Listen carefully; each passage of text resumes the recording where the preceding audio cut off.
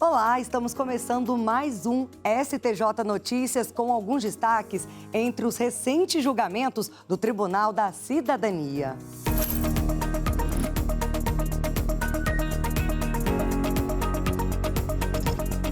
Nesta edição, você vai ver: relator identifica alucinações de IA em habeas corpus e comunica OAB.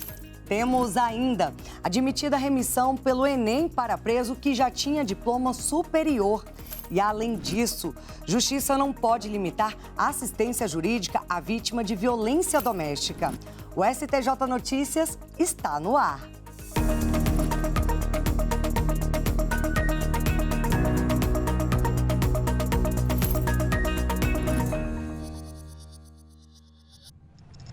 A gente abre o programa de hoje com a decisão de relator que, após identificar erros graves e até alucinações produzidas por inteligência artificial em um pedido de habeas corpus, determinou o envio do caso à Ordem dos Advogados do Brasil. Quem traz mais informações desse caso é a repórter Jéssica Castro. Acompanhe comigo. As ferramentas de inteligência artificial estão cada vez mais presentes no dia a dia das pessoas. Isso também tem acontecido nas rotinas de trabalho. Recursos capazes de acelerar pesquisas e organizar informações vêm modificando as formas de otimizar tarefas. E no meio jurídico não é diferente. Mas diversos cuidados precisam ser tomados quando novas tecnologias são utilizadas no âmbito profissional, como explica o presidente da OAB de Rondônia, Márcio Melo Nogueira. Eu tenho a impressão que a IA pode fazer toda essa parte burocrática. Agora, eu, como advogado, tenho o dever de assumir a responsabilidade pela defesa do direito do meu cliente. Eu acredito que nós, ordem e judiciário, mais do que nunca, precisamos cooperar e construir uma visão comum desse espaço da IA no sistema de justiça e desse espaço do humano no sistema de justiça. Um caso envolvendo o uso de inteligência artificial por um advogado chegou ao Superior Tribunal de Justiça. O relator, ministro Rogério Schietti Cruz, demonstrou preocupação ao observar falhas graves apresentadas pela defesa de um investigado por tráfico de drogas, por haver indícios de uso de inteligência artificial, que gerou referências erradas a precedentes judiciais e trechos de julgados inexistentes. O ministro negou o pedido de liminar para revogar a prisão preventiva e, após perceber o possível uso de IA na petição inicial, determinou que o advogado esclarecesse se o documento havia sido integralmente preparado com a ferramenta. O defensor confirmou o uso eventual de recursos de inteligência artificial, mas alegou que realizou a revisão técnica e jurídica do conteúdo. Entretanto, o ministro relator observou que a defesa se baseia quase exclusivamente em precedentes de tribunais superiores, mas que os 16 julgados citados apresentam erros relacionados à relatoria, ao órgão julgador ou ao tipo de decisão, além de constarem trechos que não pertencem às ementas ou decisões mencionadas. Após ouvir a manifestação do advogado, o relator determinou a expedição de ofício à Ordem dos Advogados do Brasil para a ciência dos fatos e a adoção das providências cabíveis. O ministro considerou que o caso não é um simples erro de referência. Ele explicou que a petição não apresentou a adequação das teses à situação concreta do preso e não articulou os precedentes citados e o caso analisado. Para Schietti, a situação pode induzir o órgão julgador a erro, ao contaminar o debate com premissas e informações falsas, além de violar em tese os deveres de boa-fé, cooperação, lealdade processual e veracidade. Tentativas de uso de prompt injection, ou seja, injeção de comando no STJ, serão investigadas.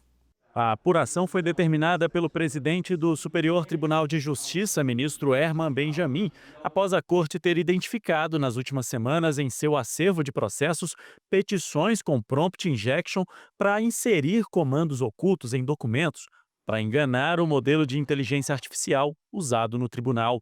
O presidente do STJ afirmou que a ferramenta já foi desenvolvida com comandos específicos que impedem estas artimanhas de atuar e que a corte está mapeando todas as tentativas de prompt injection para permitir a aplicação de sanções processuais e a devida apuração de responsabilidade administrativa e criminal dos envolvidos.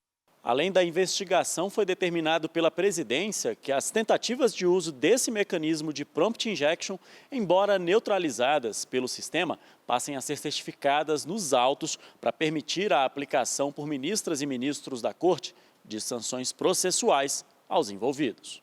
O prompt injection, ou injeção de comando, já é algo conhecido entre especialistas no tema, mas ganhou o noticiário recentemente, após relatos de tentativa de fraude processual na Justiça Trabalhista. O assessor-chefe de inteligência artificial do STJ explica como funciona esse tipo de ataque a sistemas de inteligência artificial do Judiciário. No caso do Poder Judiciário, a IA está sendo utilizada para fazer análise processual, para auxiliar na elaboração de decisões, por exemplo, ou certidões. E com o ataque de prompt injection, se procura então fazer uma decisão que ela vai ser favorável a quem está fazendo o ataque, que talvez não seja o fluxo normal que seguiria se não tivesse ocorrido esse ataque.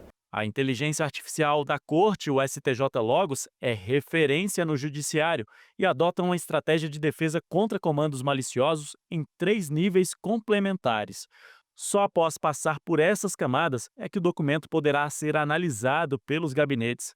O primeiro nível é um processamento rigoroso para garantir que os comandos maliciosos em documentos sejam segregados. Como nos LLMs se mistura, os dados e os comandos são todos feitos em linguagem natural, ele pode se atrapalhar com o que é comando e o que é dado. E, eventualmente, no meio dos dados, pode ter os comandos inseridos maliciosamente.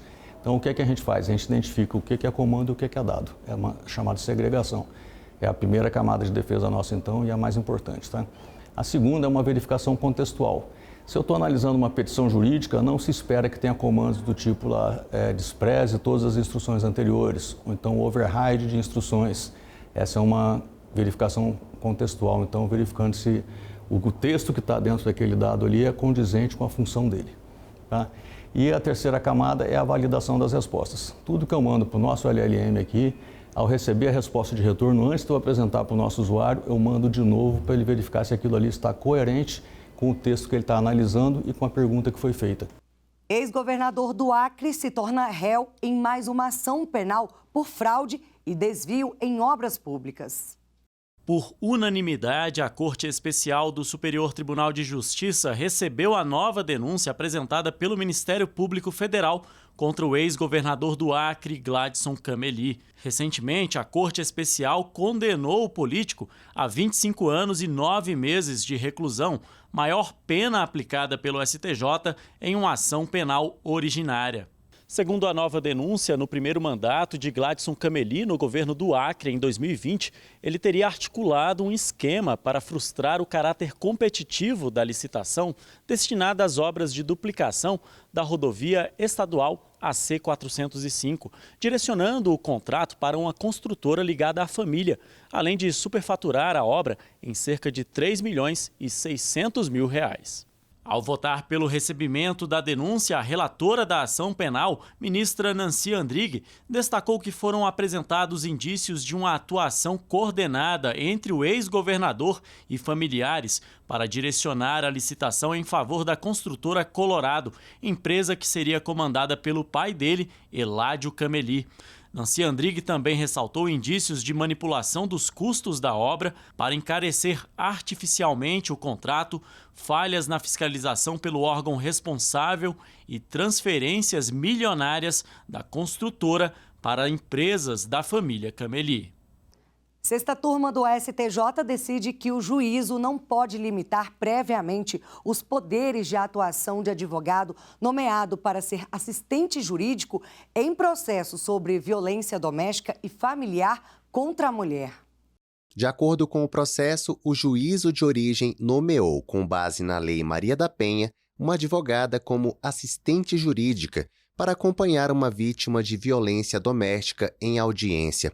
Contudo, o magistrado limitou a atuação da advogada, impedindo-a de apresentar petições ou recursos. A OAB, então, impetrou o mandado de segurança, alegando que, ao limitar os poderes da advogada, o juízo violou as prerrogativas da advocacia. Mas o Tribunal de Justiça de Minas Gerais negou o pedido por entender que a assistência jurídica não confere poderes para uma atuação ampla da profissional. A Ordem dos Advogados do Brasil trouxe o caso para o STJ e o colegiado da sexta turma entendeu que a proteção efetiva da vítima depende do exercício pleno das prerrogativas profissionais do advogado. Para o relator, ministro Sebastião Reis Júnior, a limitação prévia da atuação da advogada foi ilegal. Durante o voto, o ministro Sebastião Reis Júnior comparou a assistência jurídica prevista na Lei Maria da Penha com a assistência à acusação prevista no artigo 271 do Código de Processo Penal. Para o ministro, embora sejam figuras jurídicas distintas, não há impedimento a que a assistência qualificada seja convertida em assistência à acusação. Em outra decisão, os ministros da sexta turma definiram que prova obtida em ação civil, extinta por falta de interesse de agir, pode ser usada em investigação criminal. O colegiado decidiu que os dados regularmente apreendidos em ação civil de produção antecipada de provas podem ser compartilhados com investigação criminal, mesmo após a extinção do processo de origem sem resolução do mérito, por falta de interesse de agir. De acordo com o processo, uma gestora de investimentos buscava garantir o compartilhamento com o inquérito da Polícia Federal de dados eletrônicos apreendidos em ação civil no âmbito de uma investigação que apura suposta manipulação de mercado e concorrência desleal, envolvendo integrantes de um grupo empresarial do setor financeiro. Na ação civil, a Justiça autorizou buscas e apreensões de equipamentos eletrônicos na sede da empresa investigada e em residências de pessoas ligadas ao caso. Posteriormente, a ação foi extinta por ausência de interesse de agir, levando à suspensão do compartilhamento das provas até decisão definitiva. O Tribunal Regional Federal da Terceira Região negou o pedido da autora da ação para garantir o compartilhamento, entendendo que a extinção do processo retiraria a validade da decisão que autorizou as apreensões. No STJ, a sexta turma, por maioria, deu provimento ao recurso. O ministro Sebastião Reis Júnior, cujo voto prevaleceu no julgamento, considerou que a extinção da ação civil não invalida automaticamente as provas produzidas, pois não houve reconhecimento de ilicitude, nulidade ou irregularidade na obtenção do material apreendido. Para o ministro, a ausência de necessidade da prova na esfera civil impede apenas seu aproveitamento naquele processo específico, sem contaminar sua validade para outros contextos jurídicos. O colegiado também destacou que o compartilhamento de provas atende aos princípios da economia processual, da eficiência e da busca da verdade real. Além disso, ressaltou o princípio da comunhão da prova, segundo o qual o elemento probatório regularmente produzido pode ser utilizado em diferentes esferas do judiciário, desde que respeitados os requisitos legais e constitucionais aplicáveis. Superior Tribunal de Justiça admite remissão para detentos aprovados no Enem, mesmo que tenham ensino superior completo antes da prisão.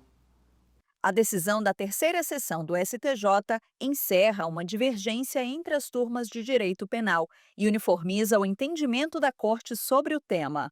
O caso chegou à terceira sessão porque a sexta turma negou o benefício a um preso que já havia concluído o ensino superior. Para os ministros, a aprovação no Exame Nacional do Ensino Médio não representaria a aquisição de novos conhecimentos. Já para a quinta turma, a escolaridade anterior não impede a remissão, ou seja, a redução do tempo de pena. Ao resolver a divergência de interpretações, a seção de Direito Criminal fixou a tese de que a escolaridade prévia do preso não pode ser usada para impedir a remissão, porque essa limitação não está prevista na Lei de Execução Penal, LEP.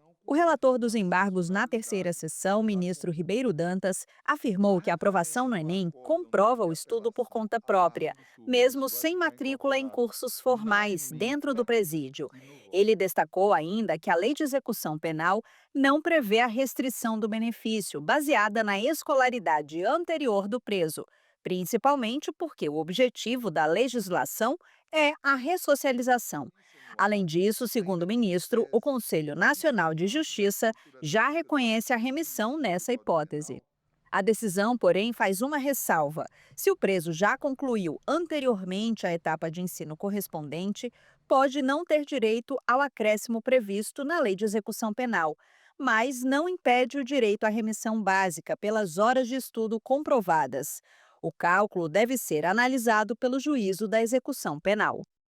No direito privado, terceira turma do STJ mantém a anulação de sentença de árbitro que omitiu relação profissional com advogados de uma das partes. Na origem do caso, uma usina de etanol ajuizou a ação anulatória de sentença arbitral, alegando que o árbitro não revelou que mantinha relações profissionais com os advogados da outra parte, uma cooperativa responsável pela administração dos negócios. Na primeira instância, o pedido de anulação foi rejeitado, pois se entendeu que, apesar da omissão, ficou demonstrada a quebra da imparcialidade do árbitro. O Tribunal de Justiça de São Paulo, no entanto, reformou a decisão e anulou a sentença arbitral ao considerar que, além da infração ao dever de revelação previsto na lei de arbitragem, houve efetivo prejuízo à neutralidade do julgador. Na terceira turma do STJ, o ministro Moura Ribeiro, relator do recurso especial, afirmou que os fatos omitidos comprometeram tanto a confiança da parte quanto a própria imparcialidade do julgador. Segundo o ministro, os dois requisitos foram preenchidos no caso, pois o árbitro era habitualmente indicado pelo escritório de advocacia que representava a cooperativa para atuar como parecerista em outros processos, inclusive já no curso do procedimento arbitral, além de ter atuado como advogado pessoal de um dos principais sócios daquele escritório. Em outra decisão, terceira turma define que plataformas de intermediações de criptomoedas não podem ser responsabilizadas por golpes aplicados fora do ambiente da empresa. Os detalhes a gente confere na reportagem de William Nascimento.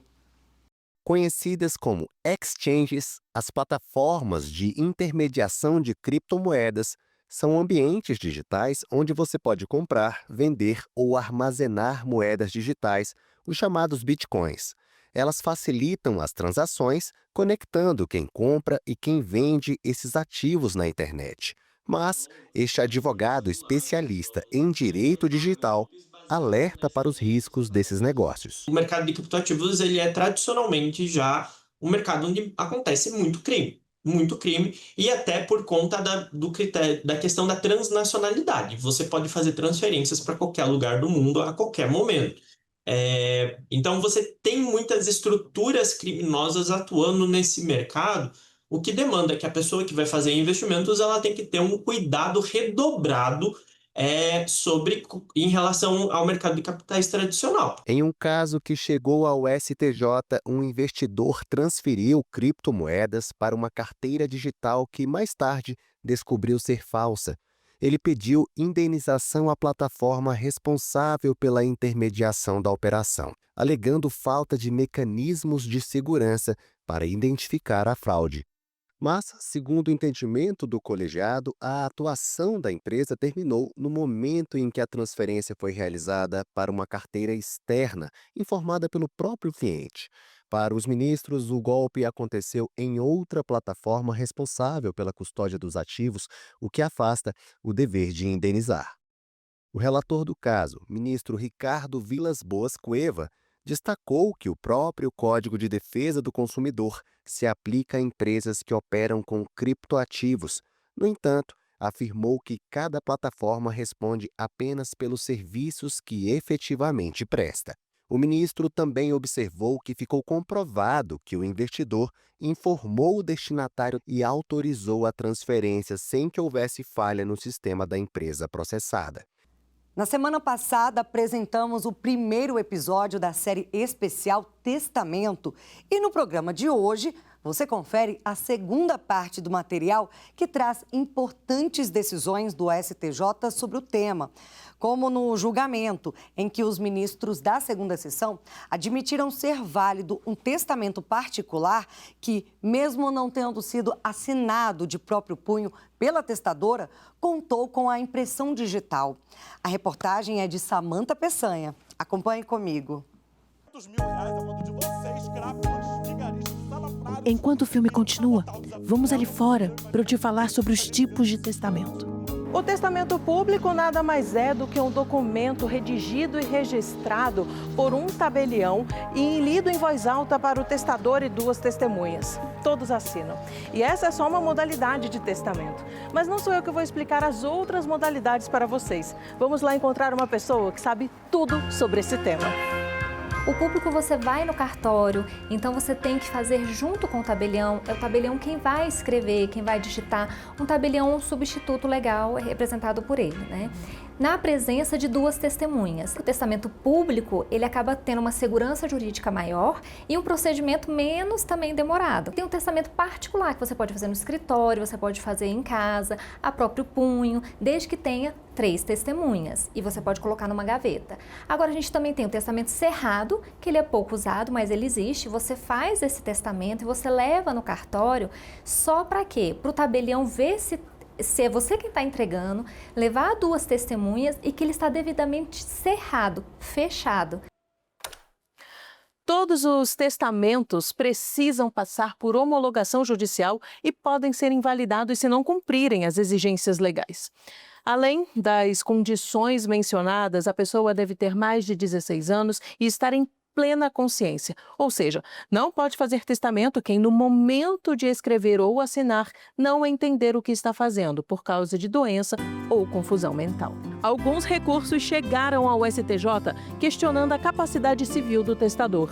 Em um dos casos, familiares questionaram a capacidade mental da testadora, alegando que ela era volátil e tinha feito 6 testamentos. O relator do processo na 4ª turma, ministro Antônio Carlos Ferreira, explicou que, conforme o Código Civil, a capacidade para testar é presumida, devendo ser avaliada no momento da elaboração do testamento. O documento foi assinado na presença de testemunhas. O contador e o médico atestaram a capacidade mental da mulher.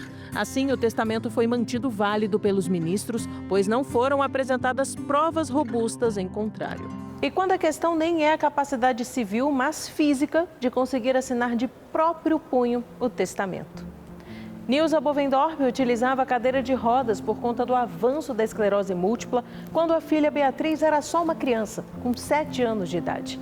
A única mulher de 4 filhos assumiu os cuidados da mãe até o fim da vida dela. Inclusive, a advogada, foi ela que auxiliou a colocar no papel o real desejo da mãe em testamento, enquanto Nilza estava na UTI. Na época, o corpo dela já soltava um pouco de líquido e ela não conseguia assinar.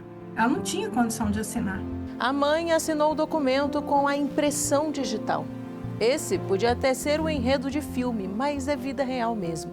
E Beatriz, que dedicou todo o tempo para auxiliar a mãe, recebeu dela o usufruto dos bens em testamento. A propriedade permanece para todos os herdeiros necessários. Essa é a Juliana Lobato, advogada da dona Beatriz. Familiares questionaram o testamento na justiça por conta da falta de assinatura da testadora e o caso foi parar no Superior Tribunal de Justiça. O que para além disso fez efetivamente validar o testamento?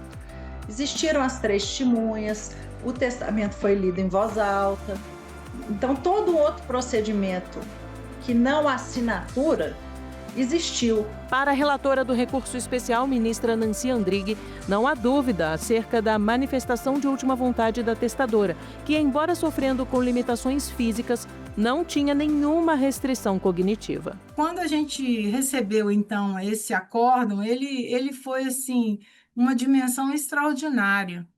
Eu acho que não só para mim, mas para aqueles que buscam, efetivamente, ter validade de um testamento que era a vontade daquela pessoa que testou.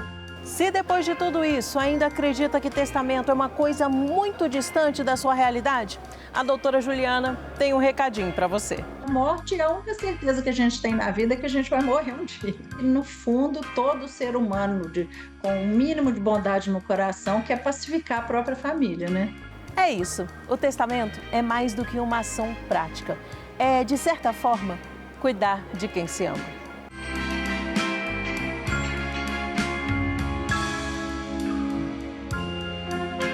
Goodbye. Goodbye.